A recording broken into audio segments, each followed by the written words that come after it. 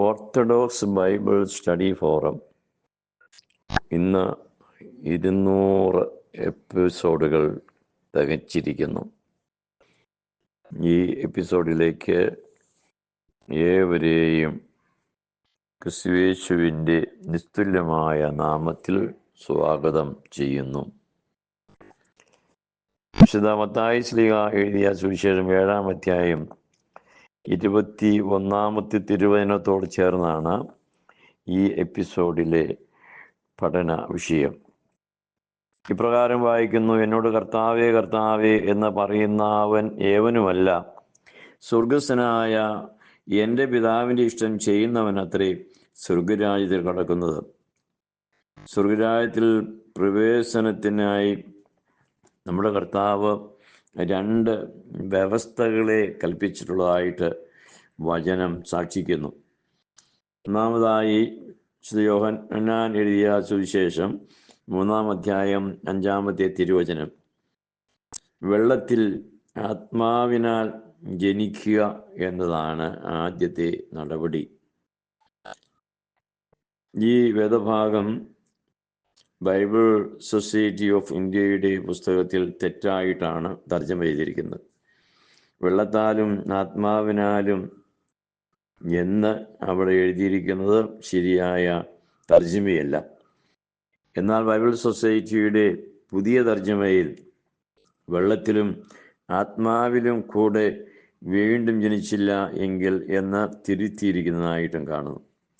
ഇംഗ്ലീഷിൽ being born of water and spirit എന്നാണ് എഴുതിയിരിക്കുന്നത്. വെള്ളത്താലും ആത്മാവിനാലും എന്ന് തർജ്ജമ ചെയ്യുവാൻ born of water and of spirit എന്നായിരിക്കേണ്ടതാണ്. അങ്ങനെ ഒരു വചനം ഇല്ല എന്നതാണ് സത്യം. രണ്ടാമത്തെ കാര്യം പിതാവിൻ്റെ ഇഷ്ടം ചെയ്യുക എന്നുള്ളതാണ്. വിശുദ്ധ മത്തായി എഴുതിയ സുവിശേഷം 7-ാം അധ്യായം 21, പിതാവിൻ്റെ ഇഷ്ടം എന്നാൽ എന്താകുന്നു? ഒന്നാമത്തെ കൽപ്പന പാലിച്ചവൻ, അതായത് സ്നാനമേറ്റവർ, രണ്ടാമത്തെ ഇഷ്ടം നിവർത്തിക്കേണ്ടിയിരിക്കുന്നു.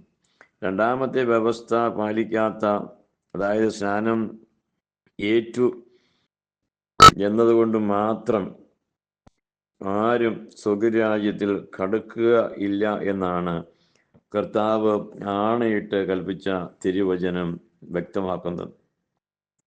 ഈ രണ്ടാമത്തെ വ്യവസ്ഥ കർത്താവിൻ്റെ 2-ാം വരവ് വരെ നിലനിൽക്കുന്നതും തൻ്റെ 2-ാമത്തെ വരവെങ്കിൽ നിവൃത്തിയാകുന്നതും ആകുന്നു എന്നും തിരുവചനം നമ്മെ പഠിപ്പിക്കുന്നു. എന്താണ് ഈ വ്യവസ്ഥ? ഞാൻ വന്നിരിക്കുന്നത് പിതാവിൻ്റെ ഇഷ്ടം നിവർത്തിക്കുവാനാകുന്നു.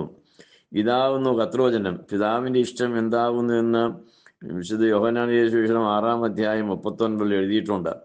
അവൻ എനിക്ക് തന്നതിൽ ഒന്നും ഞാൻ കളയാതെ എല്ലാം ഒടുക്കത്തെ നാളിൽ ഉയർത്തെഴുന്നേൽപ്പിക്കണം. ഇതാകുന്നു പിതാവിൻ്റെ ഇഷ്ടം.